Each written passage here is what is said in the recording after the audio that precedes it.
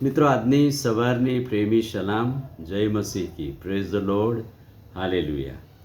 તીતસના પત્રને લગતા સંત પાઉલ 12મા અધ્યાયથી 3જા અધ્યાયના 12મા વચનથી 14મા વચનમાં કેટલીક વાતો લખે છે.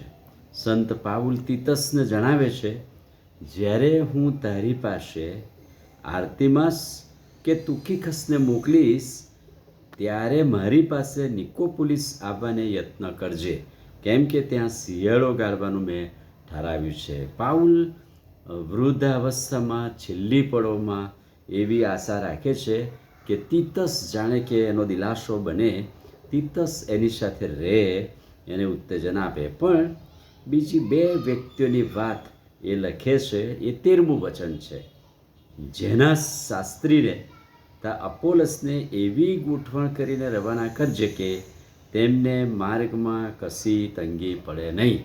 એટલે કે તીતસ આવે એ અગાઉ આ બે વ્યક્તિઓ, જેના શાસ્ત્રી અને અપોલસને એવી ગોઠવણી કરીને મોકલજે, રવાના કરજે કે માર્ગમાં કશાની તંગી પડે નહીં. જેના શાસ્ત્રી અને અપોલસ કોણ છે કે જેમને માટે પાઉલ એવી ચિંતા રાખે છે કે બંને જણ મને મદદરૂપ બને અને તેઓને માર્ગમાં કંઈ તકલીફ ન પડે, તંગી ના પડે, એવી ગોઠવણ કરી આપજે.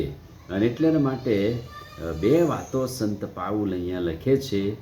શિયાળો ગાળવાનું પસંદ કર્યું છે, માટે તું બે વ્યક્તિઓને ભલામણ કરજે, જેના શાસ્ત્રી, જેને આપણી ભાષામાં વકીલ કહીએ, અને અપોલસની ગોઠવણી. બંને પાત્રો, બંને જીવનોની વાત ઓછી લખવામાં આવેલી. જેના શાસ્ત્રીની તો બહુ ઓછી લખવામાં આવેલી છે, પણ જેના શાસ્ત્રી એ કદાચ વકીલાત તરીકે એની સાથે રહે, મદદરૂપ બને અને સંત પાઉલને તકલીફ પડે નહીં. અને બીજી વાત, બીજી ભલામણ, વળી આપણા લોકો નિરુપયોગી ન થાય માટે તેઓ જરૂરના ખર્ચને સારા ધંધા રોજ કરવાનું શીખે. એટલે કે લોકોને, મંડળીને, લોકોને ઉત્તેજન આપજે ને કહેજે કે જરૂરી ખર્ચને પહોંચી વળવા માટે સારા ધંધા રોજગાર કરવાનું શીખે, કામ કરવાનું શીખે, મંડળીને મદદરૂપ બનવાનું શીખે. અને એટલાના માટે એવા લોકોને તું મદદરૂપ બનજે, એવા લોકોને તું શિક્ષણ આપજે. જેના શાસ્ત્રીને, અપોલસને મારી પાસે આવવાની ગોઠવણ કરી આપ. મંડળીના લોકોને કે નિરુપયોગી ન થાય એવા જરૂરના ખર્ચને સારા ધંધા રોજગાર કરે, કામ અને મહેનત કરીને મંડળીને આપવાની ભાવનાની વાત. એટલે કે અહીંયા લખવામાં આવ્યું છે કે જેના શાસ્ત્રી અને અપોલસ બંને સેવામાં મદદરૂપ બને માટે આવા નાના નાના પાત્રોની વાત સંત પાઉલ એની નોંધ લે છે. પ્રાર્થના કરીએ. પ્રભુ, આજે સવારે તમારા ખાતરીદાયક અદ્ભુત વચનને માટે આભાર.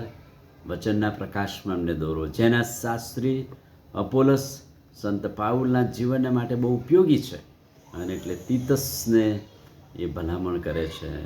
અને મંડળીના લોકો ધંધો રોજગાર કરે, તમારો મહિમા કરે, એવી કૃપા માગતા પ્રભુ આ વચન અમારા માટે આશીર્વાદિત કરો. પ્રભુ ઈસુના નામમાં માંગીએ છીએ, સાંભળોને માન્ય કરો. આમીન. God bless you.